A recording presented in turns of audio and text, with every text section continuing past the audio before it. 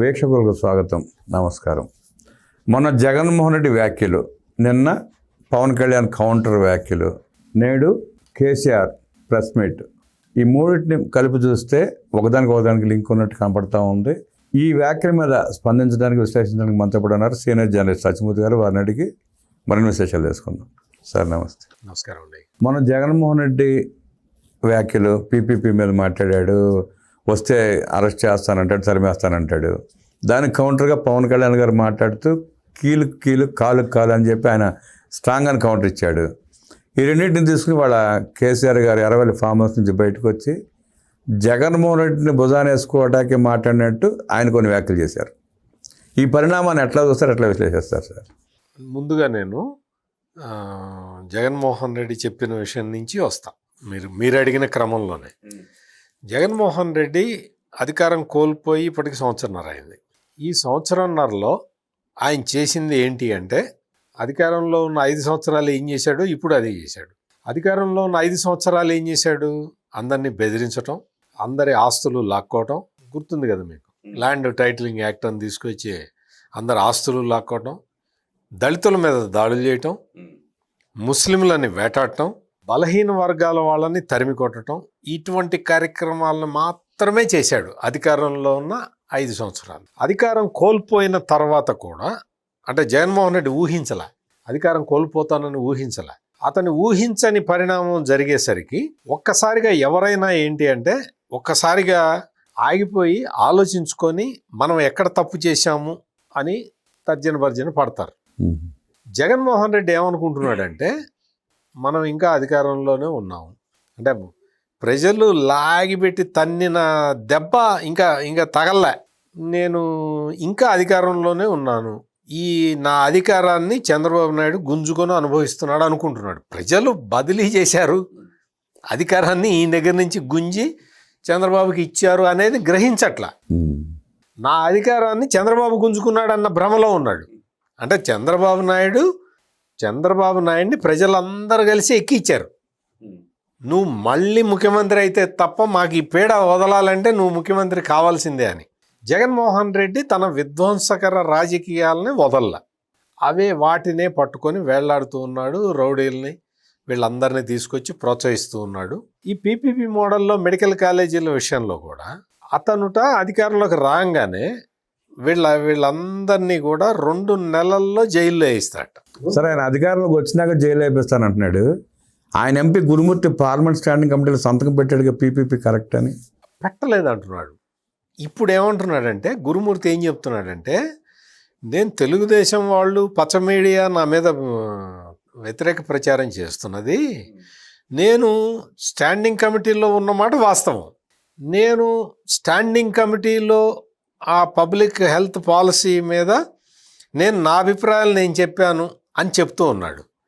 కానీ పిచ్చోడు రెండోసారి ఎంపీ అయ్యాడు, కానీ కొంచెం జ్ఞానం ఉండాలి. నీకు ఏంటంటే, నీకు పార్లమెంటరీ స్టాండింగ్ కమిటీలో నువ్వు డిసెంట్ నోటు ఇచ్చినా దాన్ని నోట్ చేసి పెడతారు అక్కడ, నీ పేరు మీద బలవంతంగా రుద్దరు దాన్ని. నువ్వు అంటే మెజారిటీ సభ్యులు చెప్తారు, ఏకాభిప్రాయం. ఇప్పుడు పార్లమెంటరీ స్టాండింగ్ కమిటీకి ఏంటి అంటే, వాళ్ళు రకరకాల మనుషులతోటి ఇంటరాక్ట్ అవుతారండి. గురుమూర్తి అయ్యాడో లేదో నాకు తెలియదు, కానీ జగన్తో అయ్యాడు. కానీ ఈ పార్లమెంటరీ స్టాండింగ్ కమిటీలు ఎట్లా పనిచేస్తాయంటే, ఆఫీసర్లతోటి బ్రీఫింగ్ తీసుకుంటారు, తర్వాత పబ్లిక్ని కలుస్తారు వాళ్ళకి కావాలంటే. లేదు మేము విదేశాల్లో దీన్ని మోడల్ మేము స్టడీ చేసి వస్తామంటే పంపిస్తారు.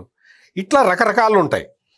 అటువంటిది స్టాండింగ్ కమిటీలో వాళ్ళు పబ్లిక్ హెల్త్ మీద వాళ్ళు పెట్టిన స్టాండింగ్ కమిటీలో వాళ్ళు తీసుకున్న నిర్ణయాలు ఏంటి అంటే, ఈ వైద్య ఆరోగ్య రంగంలో మనం గణనీయమైన ప్రగతి సాధించాల్సిన అవసరం ఉన్నది. మెడికల్ ఎడ్యుకేషన్ని మనం విస్తృతంగా అందుబాటులోకి తీసుకురావాల్సిన అవసరం ఉన్నది. మెడికల్ ఎడ్యుకేషన్ని విస్తృతంగా అందుబాటులోకి తీసుకురావాలి అంటే రాష్ట్ర ప్రభుత్వాలు కానీ కేంద్ర ప్రభుత్వం కానీ వీటి మీద ఖర్చు పెట్టే పరిస్థితి లేదు. అందుకని మనం ఏం చేయాలి అంటే, ఇందులో పీపీపీ మోడల్కి వెళ్ళాలి అని పార్లమెంటరీ స్టాండింగ్ కమిటీ ఒక నిర్ణయం తీసుకుంది. అందులో మరి ఆ మీటింగుల్లో మరి పార్టిసిపేట్ చేశాడో లేదు, అక్కడ ఉన్నాడో లేదో, మొత్తానికైతే సంతకం అయితే పెట్టాడు. సంతకం పెట్టేటప్పుడు మరి పైన ఒక చదువుకున్నాడా లేదా తెలియదు.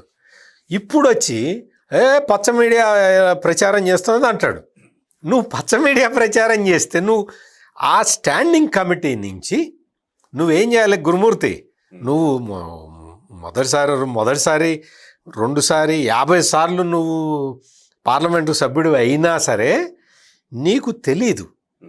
నీవు జగన్మోహన్ రెడ్డి పాదయాత్ర అప్పుడు కాళ్ళు నొక్కే దృశ్యం ఒక్కటే మాకు కనపడుతూ ఉంటుంది. నువ్వు ఇంకా అంతకు మించి నీకు స్థాయి పెరగలేదు, నువ్వు పెంచుకోవడానికి ప్రయత్నం కూడా చేయలేదు. పార్లమెంటరీ స్టాండింగ్ కమిటీలో నీ అభిప్రాయానికి భిన్నంగా వెళ్తూ ఉంటే నువ్వు దాని నుంచి రాజీనామా చేసి రావాలి. వచ్చావా? నువ్వు దాన్ని యాక్సెప్ట్ చేసి నువ్వు వాళ్ళు ఇచ్చిన రిపోర్ట్ మీద సంతకం పెట్టి బయటకు వచ్చి ఆ పచ్చ మీడియా అట చేస్తుంది, మరి నీ మీడియా ఏం చేసింది?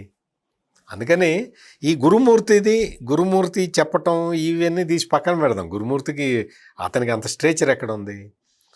కనీసం ఎంపీ అయ్యే స్ట్రేచర్ కూడా లేదు. ఏదో దురదృష్టం, అక్కడ ప్రజలు ఓటేశారు, గెలిచాడు. ఆ సందర్భంగా నీకు మొత్తం ఈ టోటల్ ఎపిసోడ్లో ఓడిపోయింది జగన్మోహన్ రెడ్డి. ఎందుకు అంటే జగన్మోహన్ రెడ్డి చేసిన తప్పులన్నీ కూడా బయటకు వచ్చినాయి. నిజంగా జగన్మోహన్ రెడ్డి ఈ ఇష్యూని సెలెక్ట్ చేసుకొని ఉండకపోతే జగన్మోహన్ రెడ్డి 108 జీవో ఇచ్చిన విషయం మీకు తెలుస్తుందా? అంటే 108 జీవో అంటే ప్రభుత్వ వైద్య కళాశాలల్లో సీట్లనే అమ్ముకునే జీవో ఇచ్చాడని మీకు తెలుసా? మీకే కాదు, చాలా మందికి తెలియదు. దీని మూలంగా తెలిసింది. దీని మూలంగా ప్రభుత్వ మెడికల్ కాలేజీలలో సీట్లని జగన్మోహన్ రెడ్డి అమ్ముకున్నాడు అన్న విషయాన్ని కూటమి ప్రభుత్వం కూడా చెప్పు ఉండేది కాదేమో. అవును. ఇప్పుడు మొత్తం అందరూ చర్చించుకుంటున్నారు. Self finance model. మీకు ఈ జగన్మోహన్ రెడ్డి అమరావతిని సెల్ఫ్ ఫైనాన్స్ మోడల్ అంటే ఒప్పుకోడు. కాదు అది అసలు సెల్ఫ్ ఫైనాన్స్ మోడల్ కాదంటాడు. నువ్వు మరి జీవో 108 ఎందుకు తెచ్చి ఏ ప్రాతిపదిక మీద తెచ్చావు? సెల్ఫ్ ఫైనాన్స్ సీట్లు అని పెట్టావు. అంటే ఈ వైద్య విద్యార్థికి అయ్యే ఖర్చు మొత్తాన్ని వైద్య విద్యార్థే భరించేలాగా నువ్వు ప్రభుత్వ నిర్ణయాన్ని తీసుకున్నావు. అది కూడా 50% సీట్లు ఇచ్చావు. దాన్ని చంద్రబాబు నాయుడు 42% తగ్గించాడు. అంటే కొన్ని సీట్లు పెరిగినట్టు లెక్క. ఇటువంటి పని చేశాడు జగన్మోహన్ రెడ్డి అని చాలామందికి తెలియదు. ఈ జగన్మోహన్ రెడ్డి ఈ సెల్ఫ్ గోల్ కొట్టుకుంటూ ఈ విషయాలు కూడా మనకి బయటికి చెప్పాడు. చెప్పినవాడు అట్లా ఊరుకోవచ్చు కదా. 1,000 సంతకాలు అన్నాడు. అదొక అబాస్పాలయ్యాడు. మొత్తం 1000 మంది పెట్టారో 2000 మంది పెట్టారో అంతకుమించి ఎక్కడ పెట్టలే. వైసీపీ నాయకులే పెట్టలే. ఈ 1,000 సంతకాలు అని చెప్పి ఫస్ట్ ఎక్కడికి వెళ్ళాడు? నిర్మలా సీతారామన్ దగ్గరికి బృందాన్ని పంపించాడు. ప్రైవేట్ వాళ్ళకి ఇవ్వట్లేదే అని ఆమంది. అంటే అదే మేడం పీపీపీ మోడల్లో అని వైవి సుబ్బారెడ్డి చెప్పాడు. చెబితే ఆమంది పీపీపీ మోడల్ అంటే ప్రైవేట్ కాదు కదా సుబ్బారెడ్డి, నువ్వు చాలా సీనియర్ కదా అన్నది. దాని మీదే మేడం మా వాళ్ళు మెమరాండం ఇస్తా అన్నారు అన్నాడు. ఇక్కడ వైవి సుబ్బారెడ్డి ఆ మెమరాండంతో నాకు సంబంధం లేదు అన్నట్టే మాట్లాడాడు. మీరు కావాలంటే రికార్డు చూసుకోండి. తీసుకొచ్చిన అడ్రస్ తెలియకపోతే మా వాళ్ళు దాని మీదే ఇస్తా ఉంటున్నారు మేడం అన్నాడు. అంటే ఆమె చెప్పింది పీపీపీ మోడల్ అంటే ఏంటో చాలా బాగా వివరించి చెప్పి అది ప్రైవేటైజేషన్ కాదయ్యా, it is a national policy అని చెప్పింది. లేదు మేడం, మళ్ళీ మేము అక్కడికి వెళ్తే మళ్ళీ ఆయన అడుగుతాడు. ఆయన అంటే జగన్మోహన్ రెడ్డి మెమరాండం ఇచ్చారా అని అడుగుతాడు. ఇది ఒకటి తీసుకోండి మేడం, మేమైతే వెళ్తామని చెప్పి ఇచ్చి వెళ్ళారు. ఆ తర్వాత మరి ఈ విషయాన్ని నిర్మలా సీతారామన్ చివాట్లు పెట్టిన విషయాన్ని వీళ్ళు వచ్చి జగన్మోహన్ రెడ్డితో చెప్పారో లేదో నాకు తెలియదు. బహుశా వైవి సుబ్బారెడ్డి కూడా చెప్పు ఉన్నాడు. వైవి సుబ్బారెడ్డి ఏం చేస్తాడంటే జగన్మోహన్ రెడ్డికి ఆ అనుభవంలోకి వచ్చే వరకు ఆగి ఉంటాడు. పిల్లగాడు కదా, కొంచెం తెలుసుకుంటాడులే, స్వీయ అనుభవం అయితే తప్ప తెలుసుకోలేడు అని సుబ్బారెడ్డికి ఖచ్చితంగా తెలుసు. అందుకని వదిలేస్తే 1,000 సంతకాల కాపీలు తీసుకొని గవర్నర్ దగ్గరికి వెళ్ళాడు. గవర్నర్ దగ్గరికి వెళ్తే గవర్నరు ఏంటి ఇట్లా వచ్చావంటే నేను 1,000 సంతకాలు తీసుకొచ్చాను. దేని మీద అంటే మెడికల్ కాలేజీలని ప్రైవేట్ వాళ్ళకి ఇస్తున్నారు అని. అంటే నా గవర్నమెంట్ అటువంటి నిర్ణయం ఏం తీసుకోలేదే అన్నాడు ఆయన. He's head of the government. Governor is the head of the constitution. State మొత్తం ఆయన నడుపుతాడు. ఆయన పేరు మీదే రాజపత్రాలు వస్తూ ఉంటాయి. నా ప్రభుత్వం అటువంటివి ఏం తీసుకోలేదే అన్నాడు. అదే సార్ పీపీపీ మోడల్ అన్నాడు. పీపీపీ అంటే మళ్ళీ రాష్ట్ర గవర్నర్ అబ్దుల్ నజీరు ఈయనకి వివరించి చెప్పాడు.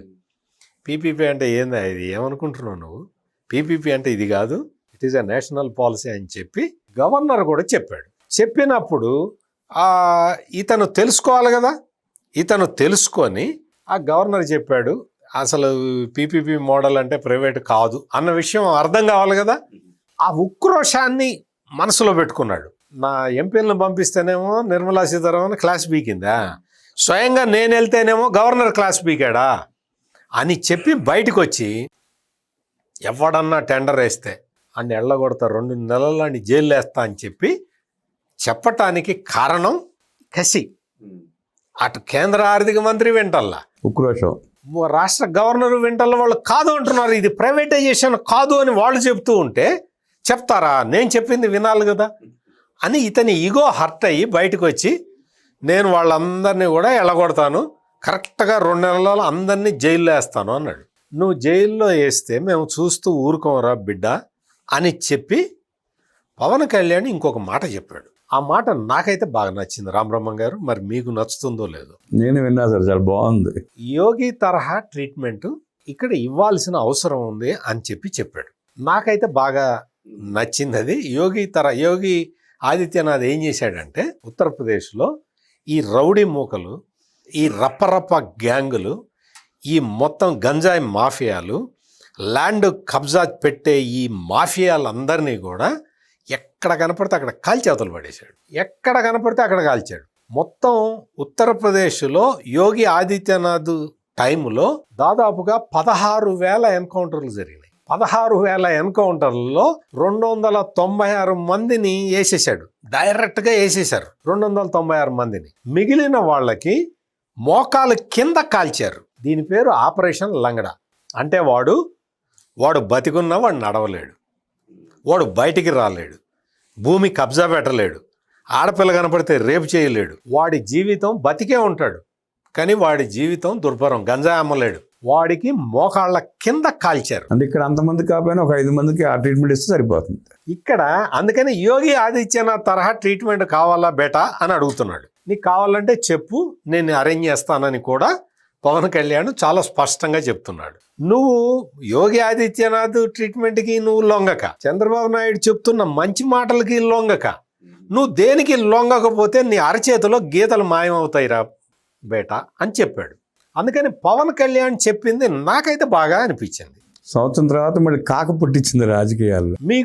మీకు నేను ఒక ఫోటో కూడా పంపిస్తాను రామబ్రహ్మ గారు, మీరు దాన్ని కూడా మీరు డిస్ప్లే చేయండి, ఎందుకంటే మీ వీక్షకులకు కూడా తెలియాలి. ఏంటో తెలుసా, జగన్మోహన్ రెడ్డి బర్త్డే సందర్భంగా ఒకడు మేకని బలిచ్చి ఆ రక్తంతో జగన్మోహన్ రెడ్డి ఫోటోకి అభిషేకం చేశాడు. మీకు ఆ ఫోటోలు పంపిస్తాను, మీరు డిస్ప్లే చేయండి. ఎంత కిరాతకం, ఎంత దారుణం, ఎంత దౌర్భాగ్యులు వీళ్ళందరూ. వీళ్ళకి యోగి ఆదిత్యనాథ్ ట్రీట్మెంట్ ఇవ్వాల్సిందే. అందుకనే నేను సపోర్ట్ నీ జగన్మోహన్ రెడ్డి బర్త్డే అయితే నువ్వు వీడియో కెమెరా పెట్టి నువ్వు మేకని పబ్లిక్లో బలిచ్చాడండి. మేకని కోసి ఆ రక్తంతో జగన్మోహన్ రెడ్డి ఫోటోకి వాడు అట్లా అభిషేకం లాగా చేస్తున్నాడండి. ఇంత నీచం అండి. అసలు ఒక్కసారి ఆలోచించండి. కేక్ కట్ చేస్తావా, మేక తలని కట్ చేస్తావా? అసలు నీకు ఏమన్నా ఉందా? అసలు జ్ఞానం ఉందా? వాడు సైకిల్ అని చెప్పి నిరూపించుకుంటున్నారు ఎప్పటికప్పుడు. అతి భయంకరంగా ఇటువంటి పనులు చేసేవాడికి యోగి ఆదిత్యనాథ్ ట్రీట్మెంట్ ఇవ్వక ఏం చేయాలి? ఇది ఒక ప్రధానమైన సబ్జెక్ట్. ఇది అయిన తర్వాత ఆయనకి కేసీఆర్కి ఎందుకు పాపం, ఆయన ఏదో ఎర్రవల్లి ఫామ్ హౌస్లోనే ఎక్కడో ఉన్నాడు, కృష్ణారామ అనుకున్నాడు, హ్యాపీగా అనుకోవాల్సిందే. సడన్గా వచ్చాడు. ఎందుకు వచ్చాడు అనేది చాలా మందికి డౌట్ వచ్చింది. ఆయన మాట్లాడిన మాటలు విన్న తర్వాత నాకు అర్థమైంది ఏంటంటే, జగన్మోహన్ రెడ్డి స్క్రిప్ట్ పంపించాడు, ఆ స్క్రిప్ట్ చదవటానికి వచ్చాడు. కేవలం జగన్మోహన్ రెడ్డి ఇచ్చిన స్క్రిప్ట్ను చదవటానికే కేసీఆర్ వచ్చాడు. అంటే ఆఖరికి జగన్మోహన్ రెడ్డి స్క్రిప్ట్ చదివే స్థాయికి వచ్చాడు అన్నమాట కేసీఆర్. వచ్చాడు. మీరు ఇంకో క్వశ్చన్ అడుగుతారు, నెక్స్ట్ మీరు అదే అడుగుతారు. జగన్ స్క్రిప్ట్ చదివాడు అని మీరు పెద్ద ఇంత సీనియర్ జర్నలిస్ట్ కదండి, మీరు ఎట్ట చెప్తారు అని మీరు అడగచ్చు. నేను దానికి సమాధానం చెప్పాను. నేను మొత్తం కేసీఆర్ ప్రెస్ కాన్ఫరెన్స్ మొత్తం చూడండి, రేవంత్ రెడ్డి పేరు ఒక్కసారి కూడా చెప్పాల. చంద్రబాబు నాయుడు పేరు 13 సార్లు చెప్పాడు. స్క్రిప్ట్ ఎవరి దగ్గర నుంచి వచ్చిందో మీరు ఆలోచించండి. అంటే చంద్రబాబు నాయుడిని తిట్టడానికి ప్రెస్ కాన్ఫరెన్స్ పెట్టుకున్నాడు? ఆ స్క్రిప్ట్ ఎవరిది మీరే చెప్పండి. సాక్షి నుంచి వెళ్ళిపోయాడు డైరెక్ట్గా. జగన్మోహన్ రెడ్డి ఇచ్చిన స్క్రిప్ట్ని చదవటానికి కేసీఆర్ ఇన్ని సంవత్సరాల తర్వాత కాళ్ళు ఈడ్చుకుంటూ వచ్చి కూర్చొని పైగా చెప్తున్నాడు ఎక్కడ పెట్టుబడులు రావట్లేదని. పెట్టుబడులు రావట్లేదు కదా కేసీఆర్, ఆంధ్రాకి పెట్టుబడులు రావట్లేదు. ఓకే, నువ్వు చెప్పింది కరెక్ట్ అనుకుందాం. పొన్నవోలు సుధాకర్ రెడ్డి కేసులు దేని మీద వేస్తున్నాడు కేసీఆర్? మీ పొన్నవోలు సుధాకర్ రెడ్డి అంటే మీ పార్టీ జనరల్ సెక్రటరీ. మీ పార్టీ అంటే వైఎస్ఆర్ కాంగ్రెస్ పార్టీ కూడా నీదే కదా, నువ్వే నడుపుతున్నావు కదా, ఆ స్క్రిప్టే చదువుతున్నావు కదా. మీ పొన్నవోలు సుధాకర్ రెడ్డి ఎన్ని కేసులు వేశాడు? ఎన్ని కంపెనీల మీద కేసులు వేశాడు? టీసీఎస్ మీద వేశాడు, రహేజా మీద వేశాడు, ప్రతి దాని మీద. ఇప్పుడు లేటెస్ట్గా సత్వం మీద వేశాడు. మరి వీటి మీద కేసులు ఇవ్వకూడదు అని వేస్తున్నాడు కదా. అంటే దాని అర్థం ఆంధ్రప్రదేశ్ ప్రభుత్వం చేసుకుంటున్న ఎంఓయూలు కరెక్ట్ అని కదా కేసీఆర్. ఆ మాత్రం జ్ఞానం లేదా నీకు? జ్ఞానం కోల్పోయాడు సార్ ఆయన. ఆ జగన్మోహన్ రెడ్డి ఏది ఇస్తే అది చదువుతావా నువ్వు? నీ నీ నీ మెత్తం నువ్వు పెద్ద మేధావి అంటారు కదా, రాజకీయ మేధావి అంటారు కదా, ఏమైంది నీ జ్ఞానం అంతా? జగన్మోహన్ రెడ్డి సావాసం మొదలైన రోజునే పోయినాయి అన్ని. అందుకని జగన్మోహన్ రెడ్డి ఇచ్చిన స్క్రిప్ట్ చదవటానికి వచ్చిన కేసీఆర్ చంద్రబాబు నాయుడు పేరునే మాట్లాడాడు, చాలాసార్లు ప్రస్తావించాడు. రేవంత్ రెడ్డి పేరు ఒక్కసారి కూడా తీసుకోలేదు. కావాలంటే మీరు చూడండి రామబ్రహ్మం గారు. ఇంకా ఈ ముగ్గురు అంటే పవన్ కళ్యాణ్ చెప్పింది చాలా ఎఫెక్టివ్గా ఉంది, జగన్మోహన్ రెడ్డి చెప్పింది యుగోతోటి ఉన్నది, కేసీఆర్ చెప్పింది కన్ఫ్యూజింగ్గా ఉంది. విన్నారుగా, ప్రశ్న మాది, సమాధానం విశ్లేషణ అయింది, కామెంట్ మీది. నమస్కారం.